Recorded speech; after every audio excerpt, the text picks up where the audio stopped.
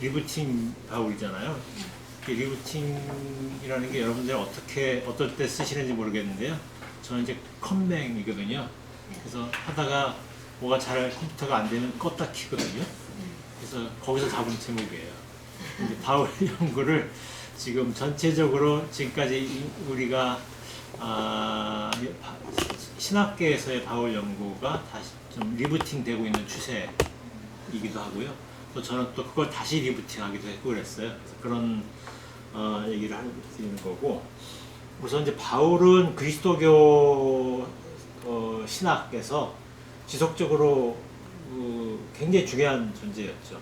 바울에 대한 새로운 해석들이 그리스도교를 발전시키는 어떤 계기들이 됐어요.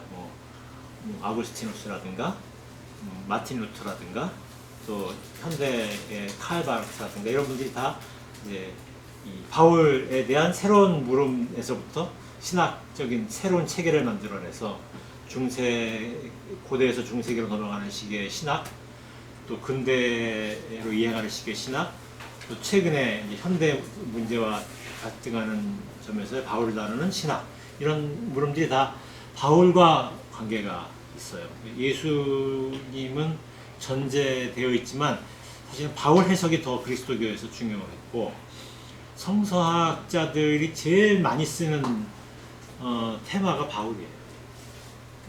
저널들 보면 한 반은 바울에 관한 거. 그만큼 이제 바울이 중요해서 그리스도교에 대해서 반감을 갖는 사람들은 지속적으로 바울과 싸움을 했죠. 그래서 바울과 싸움하는 과정에서 예수를 묻게 되면서 예수에 대한 물음이 일종의 그리스도교의 새로운 변화를 부르는 어떤 어젠다가 되기도 하고 그랬던 거예요. 지난번에 제가 했었던 예수는 그런 어떤 바울의 종교로 자리 잡은 그리스도교에 대한 어떤 그 문제제기, 이 새로운 판짜기, 이런 문제 틀 위에서 예수에 대한 물음들이 있었던 것이죠. 그런데 이제 20세기 말 21세기 오면서 이제 바울에 대한 논의가 급변하고 있고요.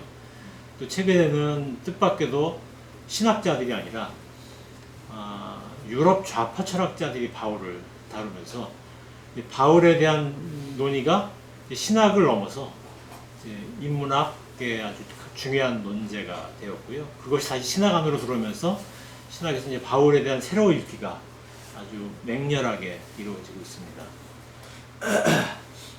그런데 이제 바울의 이름으로 쓰여진 서신이 제가 신약 성서란 말 안 쓰고 제2성서란 말 쓰는데요. 구약은 제1성서란 말을 쓰고요. 그렇게 새겨서 들으셔요. 제2성서가 27개 텍스트로 되어 있잖아요. 근데 그 중에서 바울의 이름으로 된 텍스트가 13개나 돼요. 그러니까 바울이 얼마나 큰 비중을 차지했는지 아시겠죠. 근데 그렇게 이제 바울의 이름으로 된 서신들이 수집되고 쓰여진 시기가 대략 80년 정도 돼요. 제가 쓰여졌다는 말과 수집됐다는 말을 썼는데요. 바울은 80년대에는 생존하지 않았거든요. 바울은 60년대 초에 죽었어요.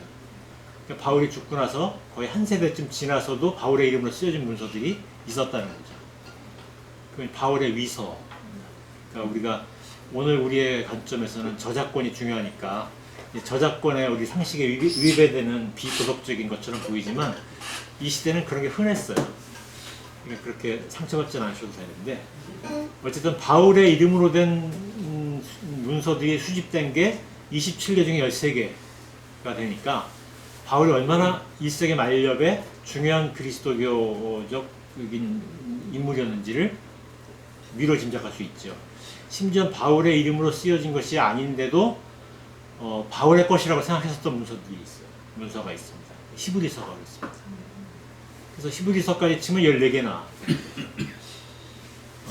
그런데 이제 바울의 저자가 바울인 것처럼 명시되어 있는 문서는 13개이고 다 서신입니다. 그리고 그 중에서 학자들이 의심의 여지 없이 바울의 친서다라고 믿는 것은 7개이고요. 나머지 6개는 친서라고 보는 사람들이 아주 극소수. 근데 이제 바울론이에서 위서라고 보는 이 시선들이 되게 시선으로 위서라고 쓰여진 위서라고 불리는 바울의 서신들이 뭐 골로새서나 에베소서나 뭐 디모데 전서 후서 데살로니가 후서 뭐 이런 것들이 이제 위서인데요. 이 6개 텍스트는 대략 80년 서기 80년경 이후의 서신들로 보여요. 그리고 이 서신들이 바울을 읽는데 좀 방해가 된다라는 것이 이제 바울학계 일반적인 이해예요. 그래서 바울을 공부하고 싶은 사람들, 특히 이제 역사적인 실존에 썼던 인물 바울을 공부하고 싶은 분들은 일단 이 위서를 생략하고 그건 다른 관심에서 보시고 7개 텍스트를 중심으로 보면 좋겠다. 7개 텍스트는 갈라디아서, 로마서, 고린도 전후서, 빌립보서, 빌레몬서, 데살로니가 전서 이렇게 7개입니다. 그래서 그 시선에서 보고 그 다음에 이제 부수적으로 사도행전을 이제 보시면 좋겠다라는 겁니다. 그런데 바울 위서가 쓰여진 시기는 위서가 쓰였다는 얘기는 바울이 굉장히 유명하고 중요한 인물이라는 뜻이잖아요. 사도행전이 이제 대표적인 케이스인데 사도행전은 사도들의 행전이에요. 사도들의 전기인데 사실 자세히 보면 사도들이 베드로와 바울이에요. 그리고 비중이 베드로보다 더 바울이 많아요. 그만큼 이제 사도행전도 8, 90년경에 쓰여진 문서인데 사도들의 행전이라고 해놓고서 바울전이 큰 비중을 차지하고 있다는 것은 바울이 그만큼 중요한 인물이었다는 뜻이죠. 그러니까 이제 그 시절의 바울의 위서들은 바울이 일종의 그리스도교 운동의 메인스트림에 있다는 뜻이잖아요. 근데 바울이 활동하던 당대의 바울은 서신을 이제 잘 읽어보시면 알겠지만 바울은 계속 그 존재감이 없어서 자기의 존재를 과장해서 드러내야 했었던 사람이에요. 자기를 인정 안 해줘서 인정 투쟁을 열심히 했어요. 그래서 이제 바울은 일종의 아웃사이더였고 또 그리스도 활동가들 사이에서 과거의 우리들을 억압했었던 사람이다 라는 것을 알려져 있었고 바울 자신도 인정을 했어요. 그러니까 이제 전력이 안 좋잖아요.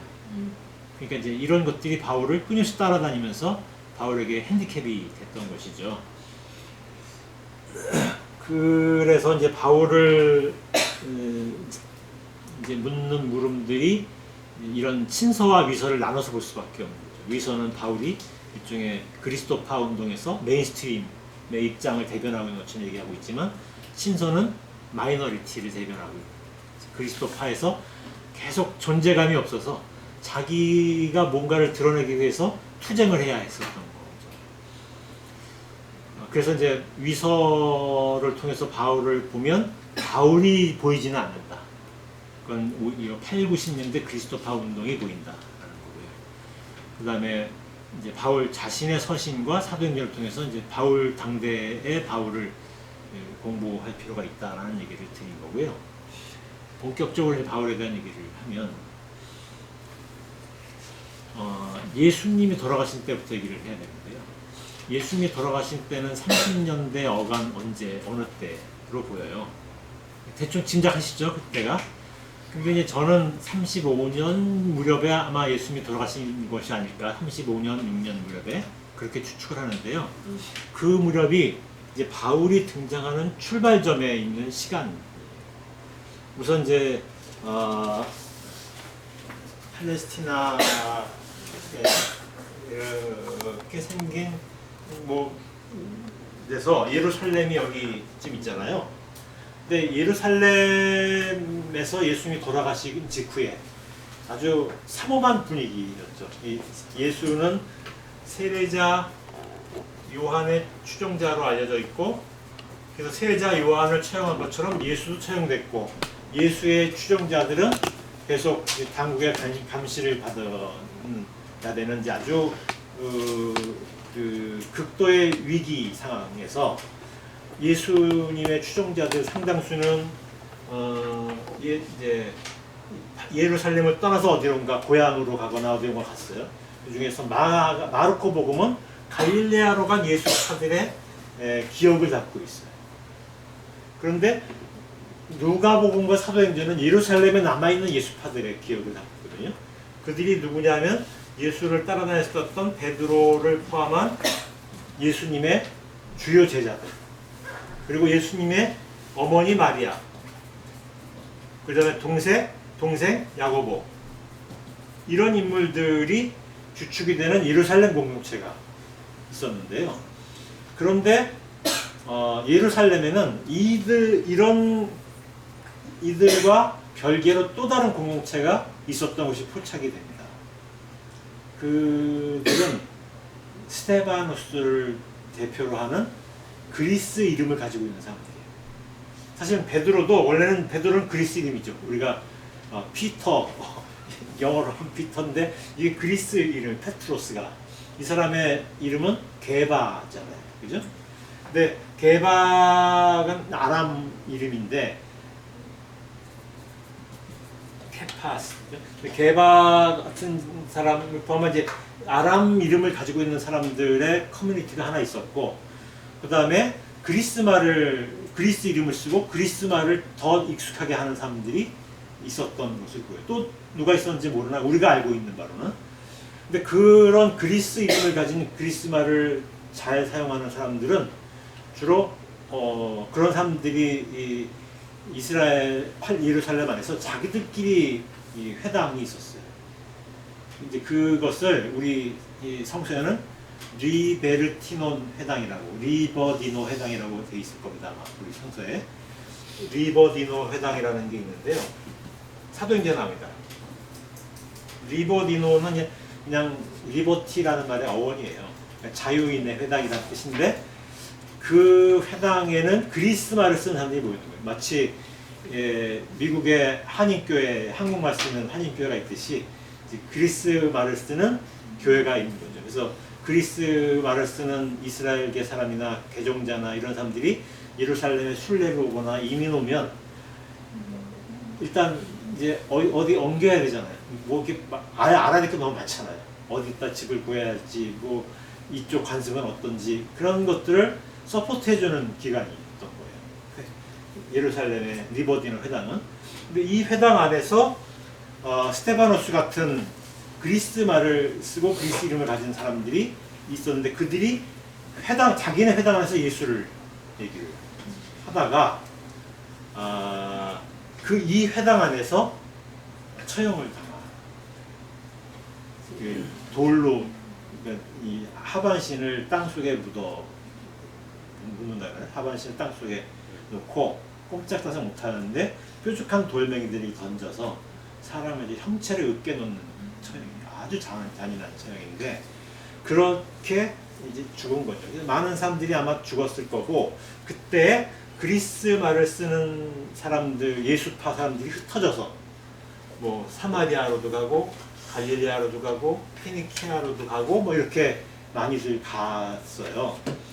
그러다가 그 사람들이 그리스 말을 쓰니까 이제부터 예수 이야기는, 예수님에 관한 메시지는 그리스어로 전달되지 않겠어요? 그리스어로 전달되는 예수님의 이야기가 이제 팔레스티나를 넘어서 지역으로 흩어져 가게 되는데, 그들이 이제 그렇게 흩어져서 뚜렷한 족적을 남긴 두 개의 도시가 있습니다. 하나가 다마스쿠스라는 도시고요, 하나가 안티옥이라는 도시예요. 이제 그런데 바울이라는 인물을 우리가 역사적으로 제일 처음 바울이라는 인물을 발견하는 장소가 어디냐면 다마스쿠스. 다마스쿠스에서 이제 바울이 등장하고, 그이가 다마스쿠스에서 이제 그리스도파를 억압하는데 앞장섰던 사람이었는데, 그가 갑자기 다마스쿠스에서 돌연 그리스도파로 옮겨가요. 전향을 합니다. 그랬는데 이제 뭐 시간이 나면 이따가 끝난 다음에 혹시 질문하시면 제가 상세히 말씀드리겠는데, 이 시기에 그 이제 공안 정국이 있었어요. 이 다마스커스에서. 그래서 거기서 도망쳐서 아라비아 어느 지역에서 지금으로 말하면 요르단이나 사우디아라비아나 이런 지역 어디선가 활동을 10여 년을 했어요. 그리고 그의 활동이 성공을 못한 것 같아요. 그리고 나서 그 사람이 두 번째 등장한 데가 안디옥입니다. 그리고 이제 안디옥에서부터 이제 서쪽으로 그리스도를 전하는 사역자가 돼요. 그러면서 쓴 서신들이 우리가 가지고 있는 서신들 7개 남아있는 것은 바로 안디옥에서부터 시작된 그리스도파 운동의 역사입니다. 그러니까 이제 이때가 언제냐? 대략 50년대입니다.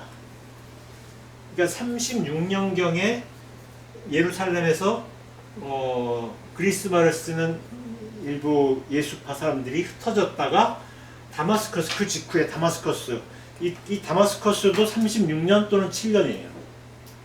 역사적인 걸 보면. 그래서 여기서부터 바울이 36년 또는 7년경부터 활동을 시작했는데 그가 동쪽으로 가서 뭘 했는지 그리스도파 선교사로서 우린 몰라요. 바울이 자기 서신에서 얘기할 때 조금 네거티브하게 자기 흑역사같이 기억하고 있는 듯이 느껴져요. 잘 얘기 안 해요. 그래서 바울의 초기 동쪽 선교는 실패했고 우리가 알지 못해요. 그리고 나서 50년경, 40년대 말이거나 50년경에 안디옥에서 다시 등장해서 서쪽으로 가는 한 10년 정도 남짓의 활동을 우리가 알고 있는 겁니다. 그래서 이제 제가 말씀드리는 얘기는 요 얘기입니다. 바울의 서신을 통해서 알 수 있고 사도행전을 통해서 추측할 수 있는 바울의 얘기. 50년대의 바울. 50년대 바울은 40년대, 30년대 중반부터 40년대까지 바울의 모습과 어떻게 다른지 몰라요. 그냥 어쨌든 그가 전향하고 그리스도파로 전향하고 다마스커스에서 12년 동안 활동한 경험들이 쌓여서 이렇게 온 거겠죠. 그래서 그 얘기에서부터 이제 출발을 하는데요. 그런데 이제 그리스도 여기서 하나 우리가 알아둬야 될 건요. 바울에 대한 우리의 오해는 바울이 최초의 그리스도인이다. 뭐 이런 거는 이제 바울 연구에서는 금물이에요. 그리스도교라는 종교는 바울 당대엔 존재하지 않았어요. 그냥 이스라엘 종교권 내에서 그리스도를 메시아로, 그리스도로, 그러니까 예수를 그리스도로 선포하는 활동가들이 있었죠. 그러니까 이쪽에 이스라엘 종교권의 한 분파 운동이에요. 그리고 유대교라는 종교도 이때는 없었어요. 이때는 그냥 유대교나 혹은 바리사이즘 이런 것들은 이제 그 그리스도교와 유대교는 같은 뿌리에서 나온 다른 종교, 같은 뿌리에서 출발했어요. 그러니까 유대교가 그리스도교를 억압하거나 게 아니고 그건 이제 역사의 오류입니다. 그냥 이스라엘의 종교 흐름 속에서 여러 분파들이 있었는데 그 분파 중에 그리스도파가 있었고 또 뭐 다른 분파들이 있었는데 이제 그 중에서 이제 바리사이파, 바리새파라고 하는 이제 우리가 이제 익숙한 이스라엘의 한 분파가 있는데요. 거기서 주의해야 될 것은 이 당시에는 바리새파가 하나의 뭐 종교적 강령을 가진 분파가 아니에요. 그냥 널리 유행했었던 이름, 유대교 운동의 이름이에요. 근데 어떤 운동인지는 그때그때마다 달라요. 예를 마르코 복음서의 바리새파하고 바울 서신의 바리새파는 달라요. 바울 서신의 바리새파는 일종의 이제 근본주의, 오늘날 이슬람 원리주의 같은 그런 약간 좀 이렇게 극우주의 성향을 지닌 이스라엘리즘의 하나인 거 추측이 됩니다. 그 얘기 이따 드릴게요, 말씀을. 일단은 이제 바울의 지중해 활동에 대한 얘기를 하기 위해서 우리가 전제해야 될 것은 이스라엘 종교권은 여러 분파 운동들이 있었고 그 중에 한 운동이 그리스도파였다. 또 그리스도파라고 해서 또 서로 결속되는 게 아닙니다. 서로 다른 곳에서 서로 모르기도 했고 또 소문을 들어서 알기도 했고 하지만 똑같지 않았어요. 그러니까 그리스도파라고 하는 사람들이 하나의 강요로 조직된 종교 집단이 아니에요. 그냥 어떤 사람들은 로마에 의해서 처형당한 반로마 항쟁의 기수로 그리스도파가 된, 기수를 따른다면서 그리스도파가 된 사람이 있고 또 바울은 그것과 겹치면서 좀 다른 그런 그리스도파 운동도 있었습니다. 그래서 바울의 그리스도파 운동이 뭔가가 오늘 우리가 묻는 데 초점이 있습니다. 그래서 이제 바울 얘기로 본격적으로 들어가면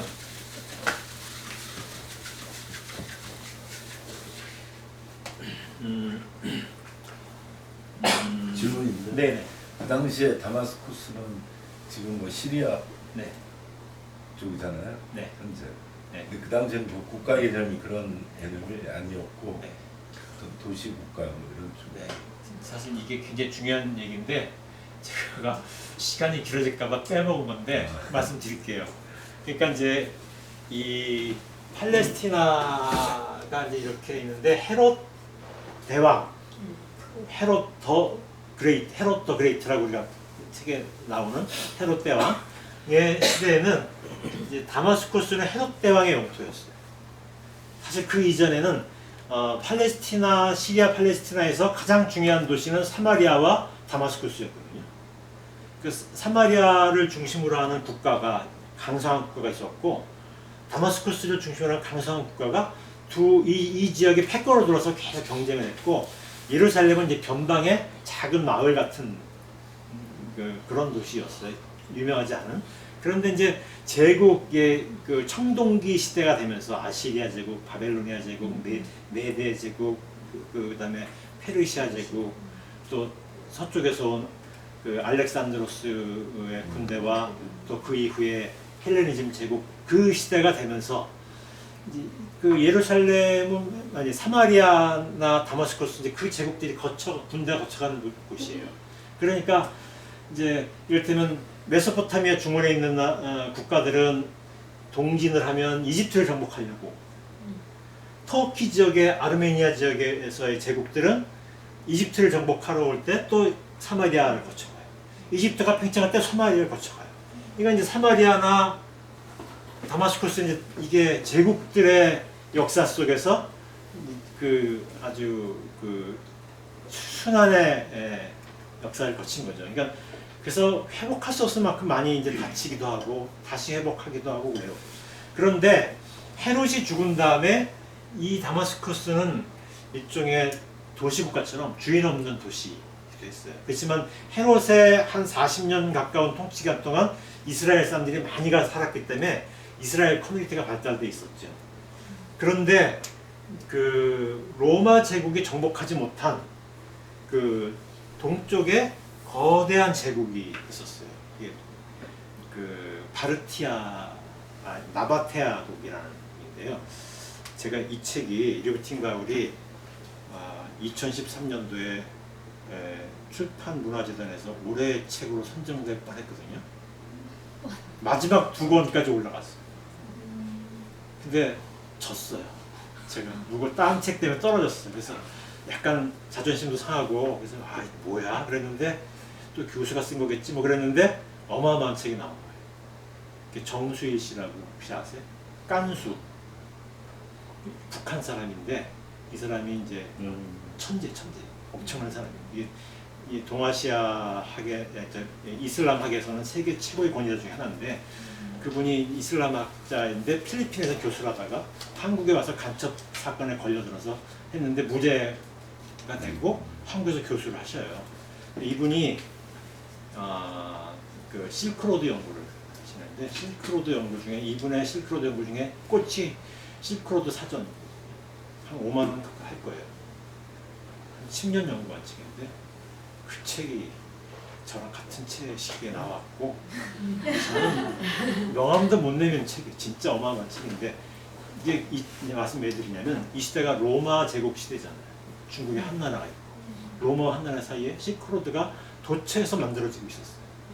그러니까 대상들이 여기저기서 길을 만들고 다니는데 그 중에 제일 유력한 길 중에 하나가 나바테아국을 거쳐서 이 팔레스티나를 거쳐서 로마로 가는 이쪽에 이제 그 총독이 거주했었던 가이사리아라는 곳이 있거든요. 그걸 경유해서 이제 가는 이게 아주 유명한 시크로드 코스예요.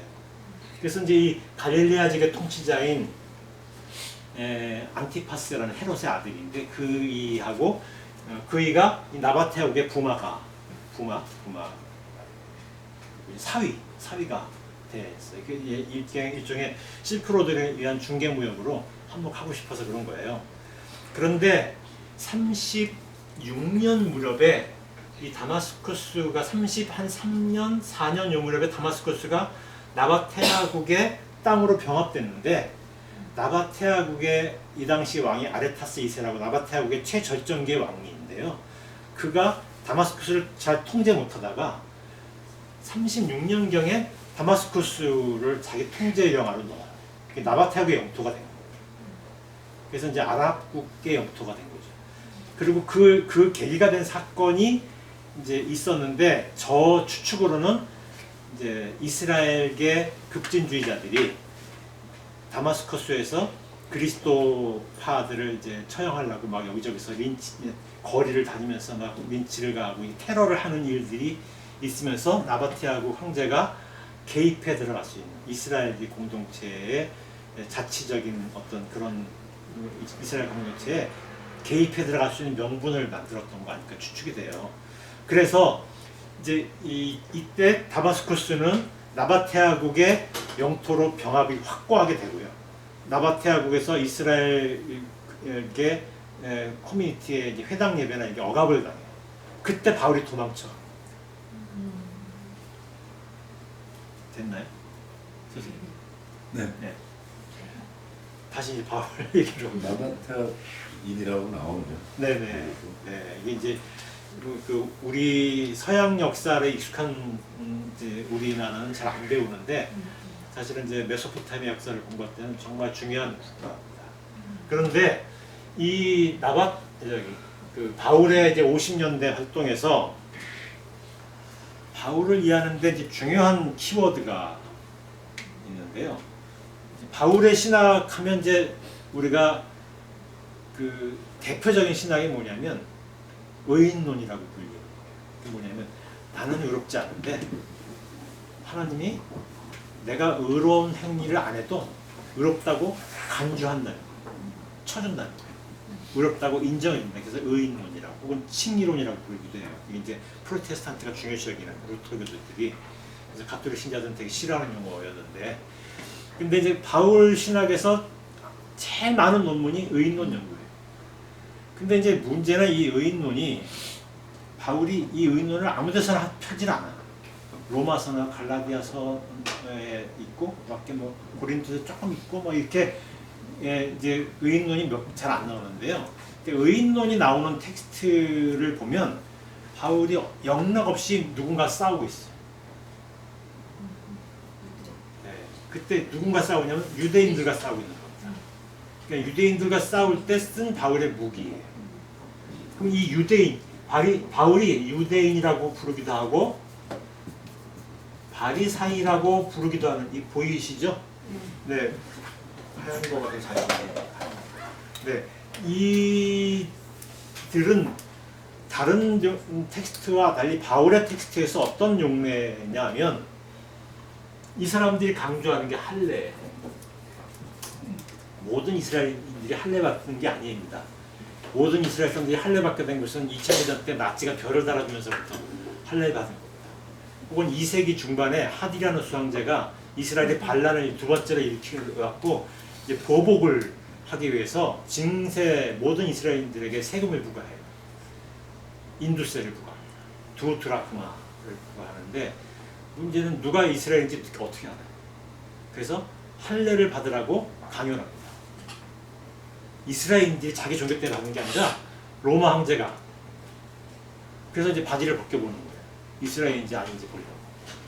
그러면 이제 이스라엘인들은 안 받으려고 그러지 않겠어요?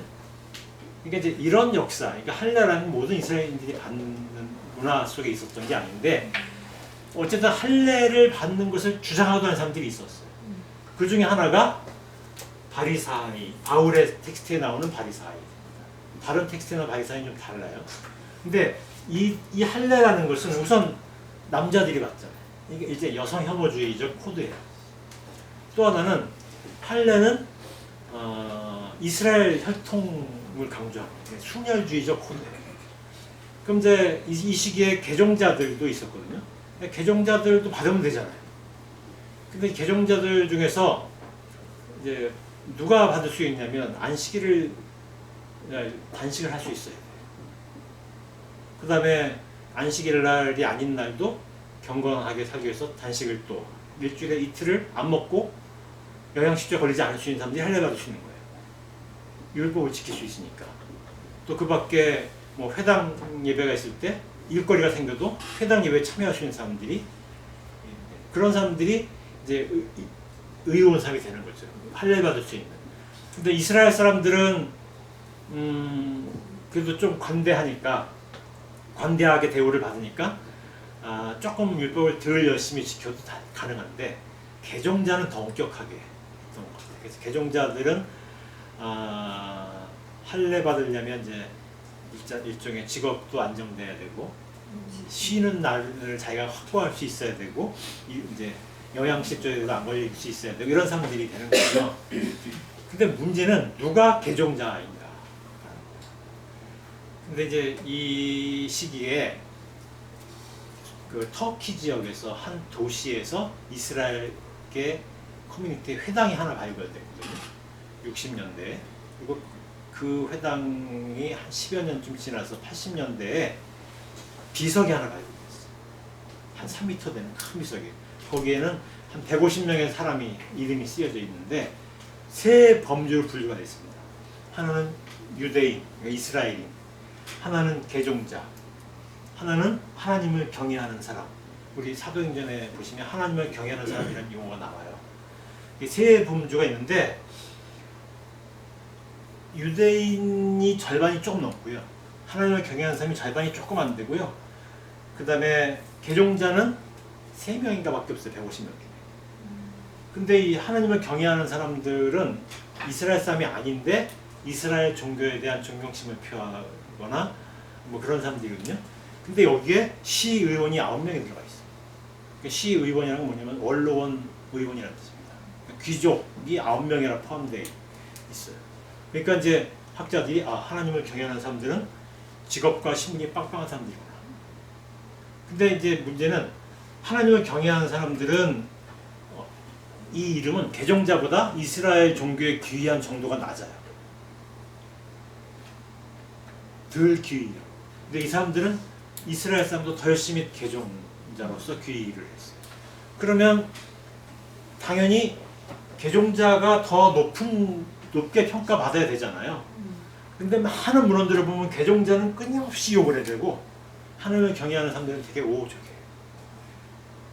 왜냐하면 이제 하나님을 경외하는 사람들은 이스라엘 공동체를 지역사회에서 잘 보호받을 수 있도록 이렇게 위에서 도와주기도 하고 안에 기부도 많이 하고 이런 사람들이니까 귀의를 덜해도 존중을 받는 거예요. 근데 개종자들은 그 중에 이제 원치 않은 사람들이 많아요.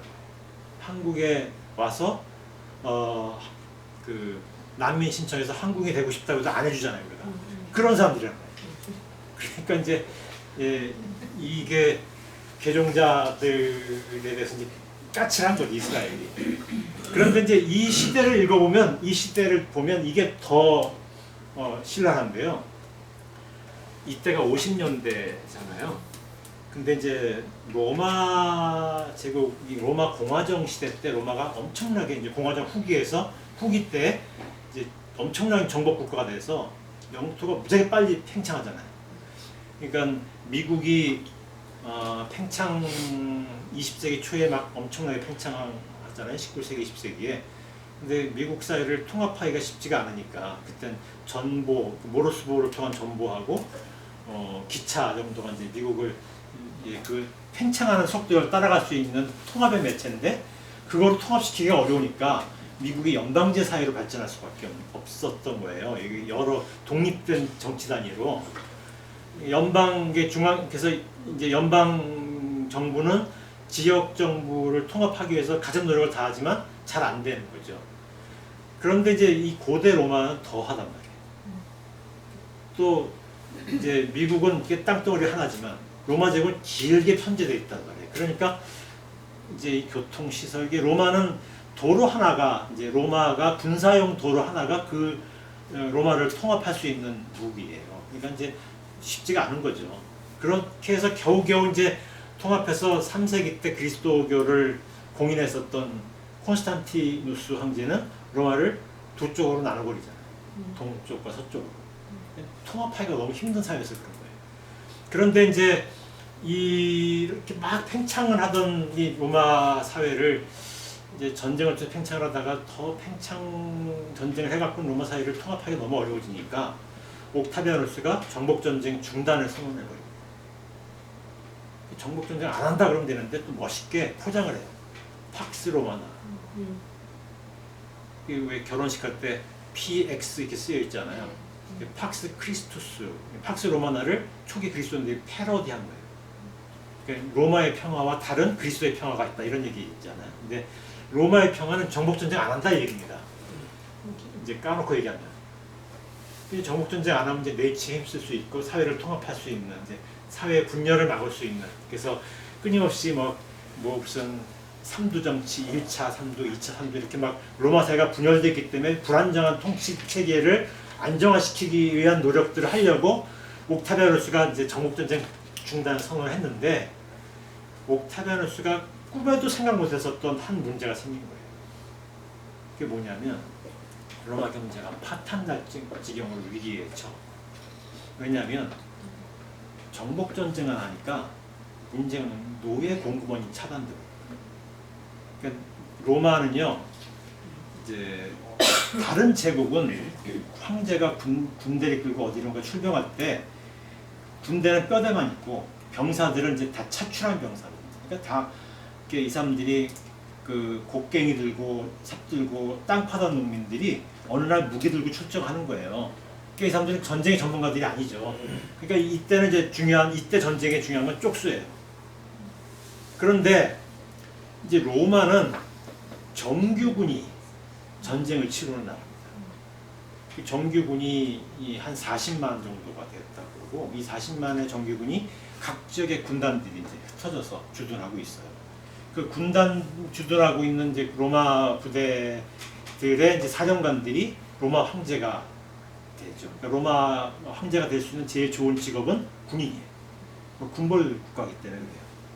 근데 이 로마 제국이 이제 각 지역에 군사 주둔지들이 있고 그런데 군사 주둔지에서 군인들한테는 월급을 주거든요. 월급을 주는데 돈으로 줬어요. 그러니까 군사 주둔지가 화폐 경제가 돌아가는 곳이니까.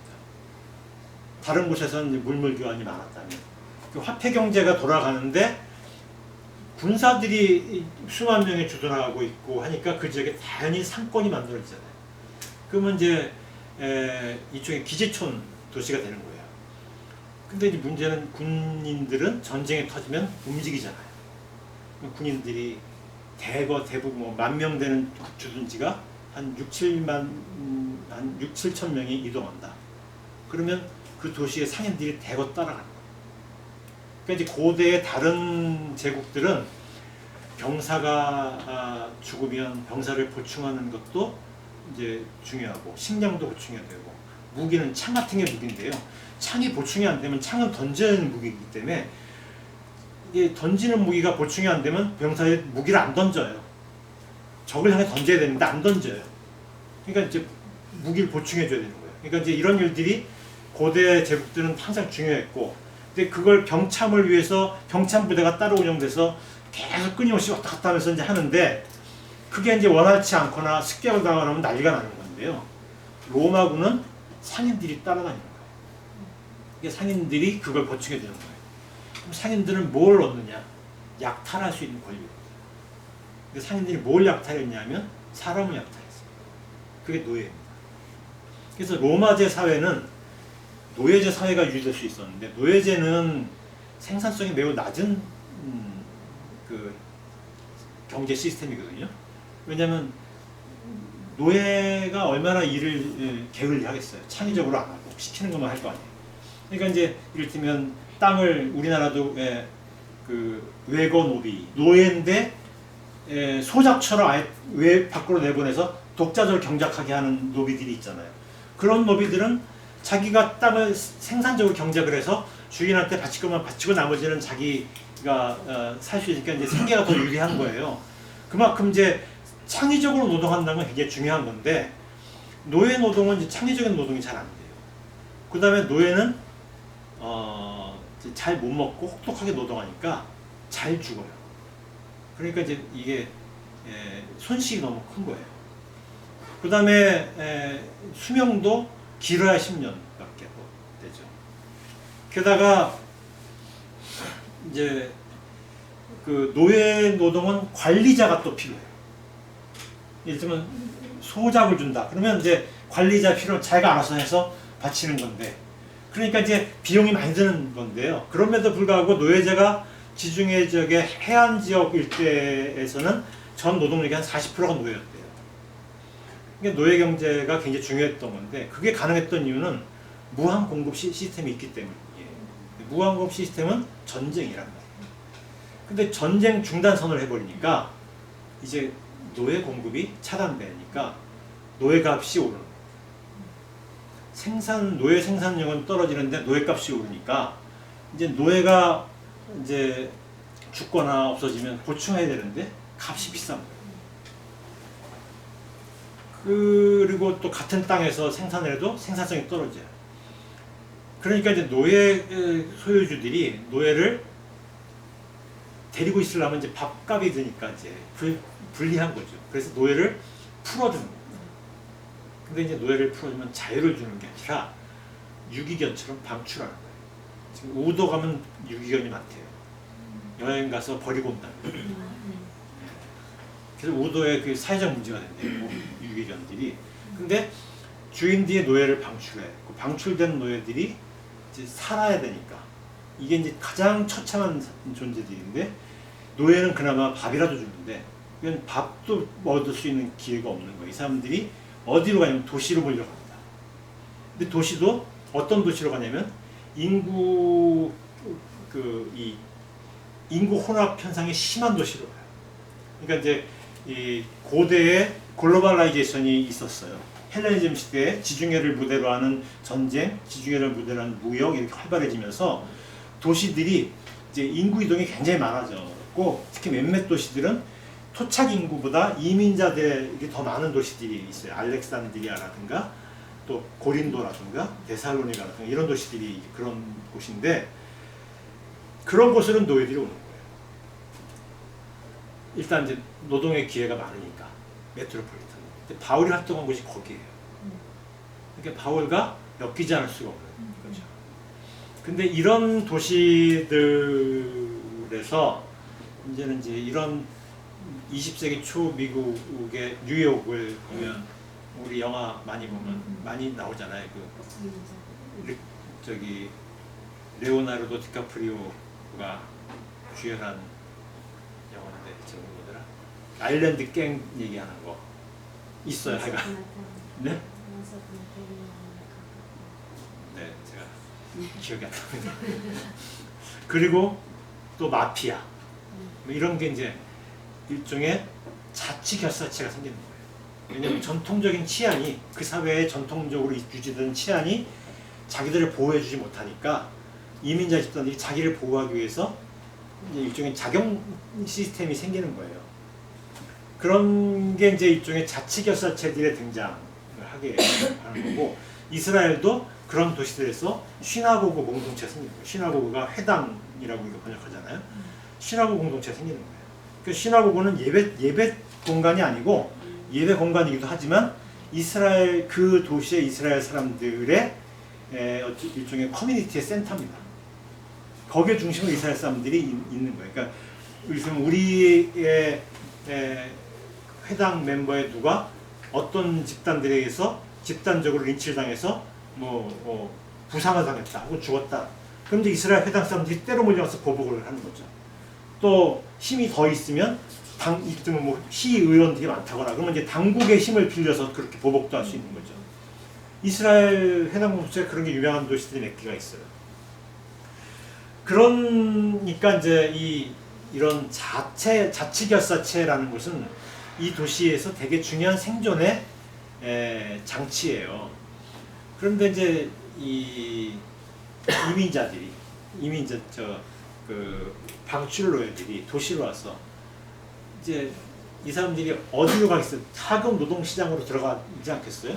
그러면 이제 하급 노동시장에 이제 노동력이 싸니까 그들을 쓰겠죠. 그러면 이제 결과적으로 인건비를 낮추는 결과를 초래하니까 그 도시 사회의 하층민일수록 미워하는 거예요. 우리 사회도 지금 제주도 난민 문제가 터졌을 때 제일 반대한 집단들이 이 사회로부터 보호를 받는데 받지 못할 거라는 의심을 품는 사람들이 제일 반대하잖아요. 제일 이제 그들로부터 거리에 떨어져 있는 사람들이 환대를 얘기하고. 그러니까 이제 환대는 굉장히 사치스러운 담론이 돼버렸어요. 어떻게 뜻하지 않게. 그러니까 이제 이런 일들이 벌어지는 상황 속에서 많은 난민들이, 그러니까 방출 노예들이 이스라엘 커뮤니티에도 들어가려고 노력을 한 거예요. 그러면 이스라엘 커뮤니티에 들어가려고 하면 개종자가 되기 위한 노력을 이제 최대한 노력을, 개종자가 되려면 율법을 열심히 지켜야 돼요. 이스라엘 사람보다 더 열심히 지켜도 이스라엘 사람들이 잘 안 포함시켜주기도 하고 할례도 잘 안 주고 그런 일이 벌어지는 것 같은데, 문제는 이들이 하층 노동시장을 교란시키고 게다가 노예들이니까 생존을 위해서 수단방법을 안 가리고 살 거 아니에요. 그러니까 이 도시 사람들이 이제 일종의 혐오주의가 막 불타올랐던 거예요. 이 시기에. 그러니까 50년대 바울의 활동기 때 지중해 메트로폴리탄들은 이 혐오주의가 막 불타는데, 이스라엘 커뮤니티 안에도 그런 혐오주의자들이, 극우주의 운동이 있었는데 바울은 그런 이들을 바리사이라고 불러요. 그 바리사이들은 이스라엘 율법을 강조하는데 어떤 율법을 강조했냐면 할례를 특히 강조했어요. 그 날과 달과 해의 절기를 지키라고 또 강조합니다. 날과 달과 해의 절기는 대표적인 게 안식일, 일주일마다 한 번씩 오는 절기죠. 심지어는 해의 절기는 예루살렘으로 순례를 가야 되는 겁니다. 이게 원거리 순례는 이게 쉬운 일이 아니잖아요. 그런 것까지 가면 이제 양질의 그 이스라엘 사람이 되는 거예요. 그러니까 이제 굉장히 문턱이 높아요. 그러니까 이제 바리사이들은 그 문턱을 최대한 높여 놓는 것이죠. 그런데 문제는 이 바리사이들의 담론이 먹혔던 것 같아요. 이스라엘 교사에서. 이 시기가 그럴만하죠. 지금 유럽이 그렇듯이. 그러니까 이제 근데 바울은 어땠냐면, 갈라디아서에서 바울이 이제 재밌는 얘기를 하고 있는데 안디옥에서 있었던 한 사례를 소개해요. 안디옥에서 내가 이방인들과 밥을 먹고 있는데 예루살렘에서 사람들이 왔다. 야고보가 보낸 사람들. 그러니까 베드로가 그 자리를 슬쩍 피했다. 그래서 바울이 감히 베드로한테 막 길길이 화를 내면서 네가 이럴 수 있느냐 이 자식아 그러면서 싸웠단 말이에요. 이쪽에 안디옥 회식 사건.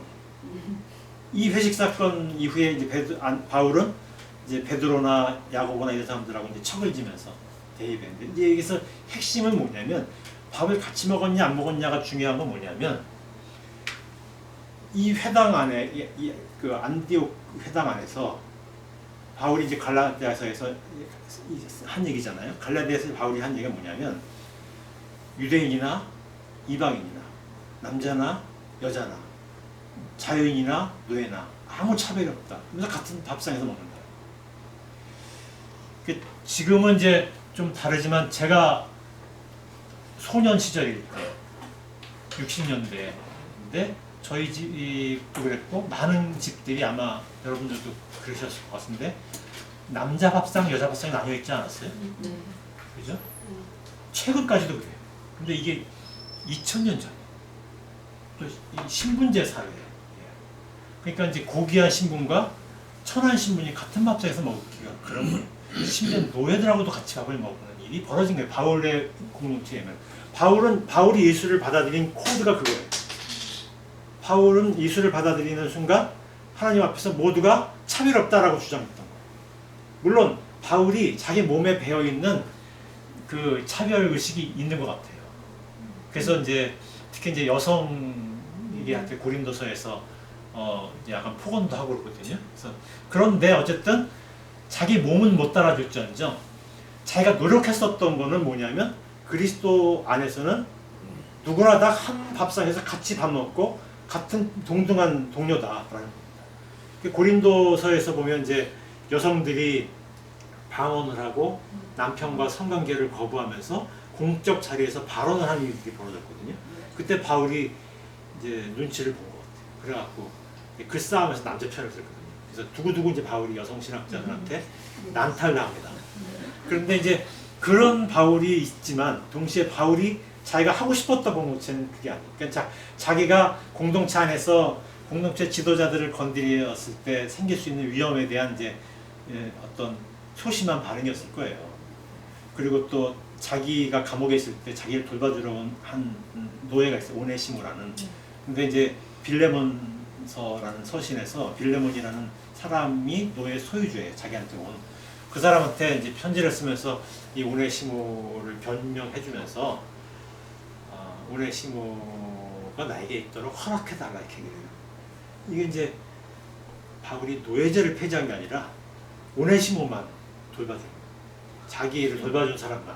그러니까 이제 또 계급 얘기하는 사람들이 바울에 대해서 이제 행공격을 퍼부습니다. 그러니까 이제 바울이 현실에 부딪혀서는 안 되는 부분들이 있었던 것 같아요.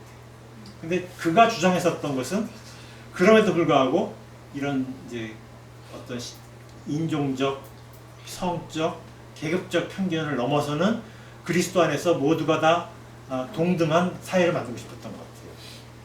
예수가 세리와 죄인들과 친구였던 것처럼 바울도 이제 그랬던 것 같아요. 근데 이제 바울이 활동하는 이 사회가 그게 쉽지 않은 사회예요. 그런 이제 일종의 아마 또 개종자들의 적지 않은 수가 방출노예들이었던 것 같은데 이런 방출노예들에 대한 혹은 떠돌이 이민자들에 대한 난민이라고 합시다. 떠돌이 난민들에 대한 혐오주의가 한껏 올라가 있는데 그 속에서 그들과 한 밥상에서 먹고 그들이 우리의 일원이다라고 주장을 하고 얘기하니까 이제 바울이 이스라엘 이 원리주의자들로부터 이제 공격을 당하고 그래서 뭐 고린도서에서 자기가 자기 동족한테 매를 맞아서 죽을 뻔한 것도 여러 번 있고 이런 얘기를 하잖아요. 그러니까 이제 이런 일들이 벌어졌었던 것은 바울이 벌리는 이 그리스도파 운동이 가지고 있는 혁신적 성격이었던 것 같아요. 그래서 이제 바울은 그런 자기의 지향을 가지고 지중해 지역 일대에서 그리스도파 공동체를 만듭니다. 근데 이제 그런 공동체가 예루살렘에서 만들어진 그리스도파 공동체와 충돌이 있어요. 그러니까 예루살렘에서도 그런 거에 대해서 별로 호감이 안 돼요. 이를테면 예루살렘 공동체에서는 막달라 마리아가 격화됩니다. 그러면 예루살렘 공동체의 입장을 반영하는 문서가 루가복음서거든요. 근데 루가복음서에서는 막달라 마리아를 예수님 추종자 중에서 매춘 여성이었다고 격하해요. 매춘 여성이라고 격화될 이유는 없지만 사람들의 인상에서 매춘 여성이다 하면 이제 이 사람은 정당한 권리를 가질 수 없다는 편견이 있잖아요. 막달라 마리아는 베드로에 비견되는 인물이에요. 심지어는 도마복음서 같은 데 보면 베드로를 능가해요. 그런데 그렇게 추앙받는 인물을 루가복음은 격하합니다. 그걸 이제 기억 연구에서는 기억 처벌이라고 해요. 예를 들면 이제 소련 공산 체제가 무너지면서 스탈린하고 레닌 동상을 쓰러뜨리잖아요. 그 기억 처벌이라고 하거든요. 근데 그런 것처럼 막달라 마리아에 대한 기억을 처벌하는 일들이 이제 벌어지는 거죠. 누가복음서나 사도행전은 이제 그런 방식으로 여성 리더십을 배제합니다. 그 다음에 이제 또 새로 부상하는 여성 리더십은 엄마예요.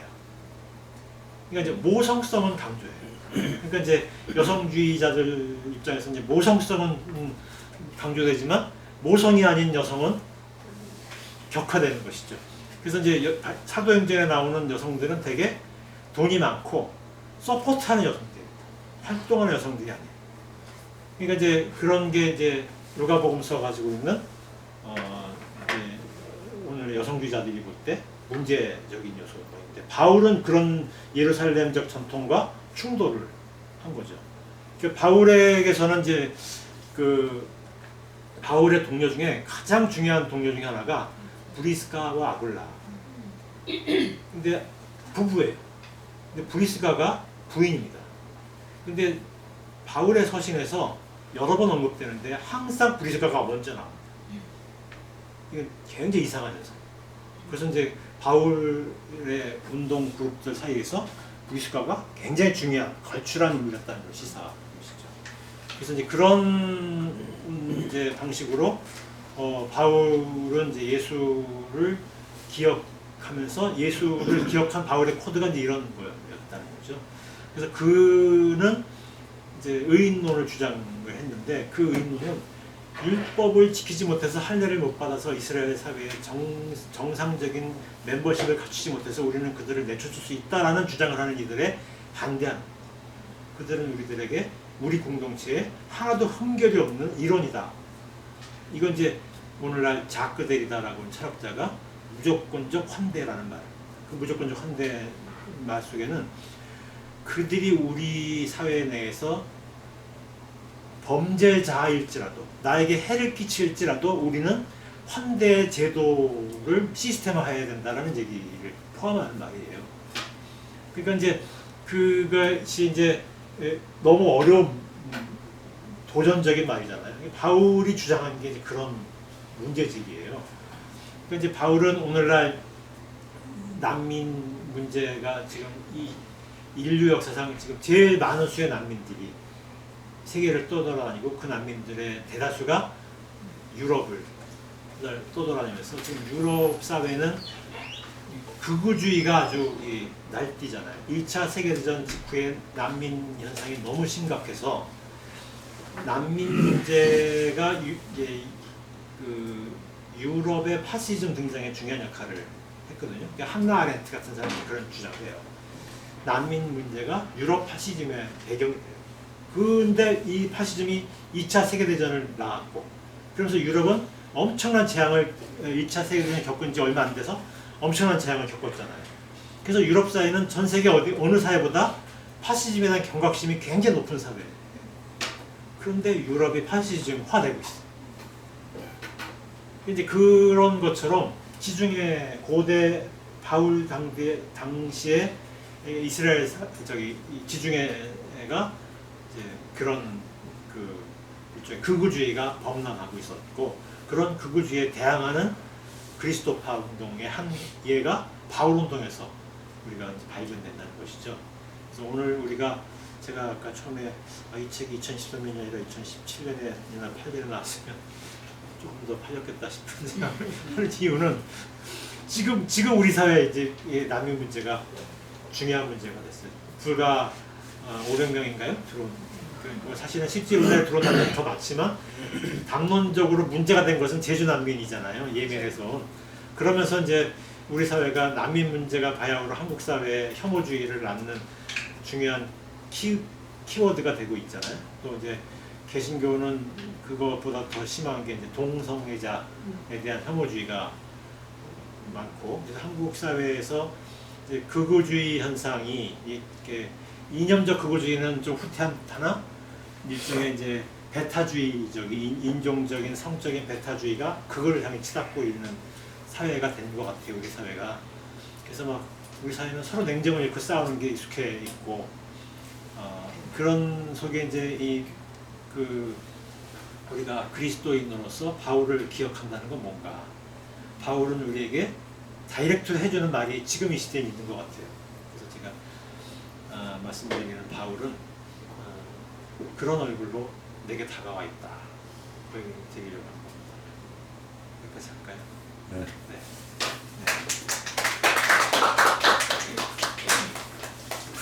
네. 제발로 하라.